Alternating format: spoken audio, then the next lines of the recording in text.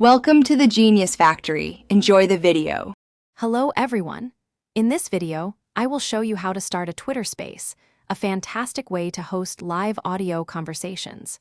It's a straightforward process that allows you to connect with your audience in real time. We will cover everything from the initial setup to managing your live session. Let's dive right in and get your first space up and running in just a few easy steps. It's a great feature for engaging your community. Once you are ready to create your space, the first step is to give it a compelling title. This title should be concise and clearly indicate what your discussion will be about. Next, you can select up to 3 relevant topics.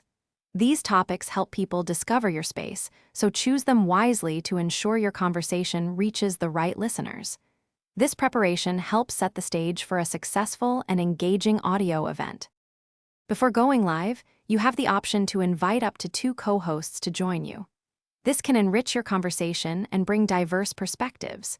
You can also share your space with your followers to let them know it's about to begin, building anticipation.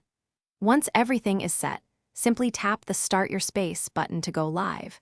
Your audience will then be able to join and listen to your live audio discussion. While your space is live, you have several moderation tools at your disposal. You can manage who speaks, mute participants, and remove anyone if necessary to maintain a positive environment.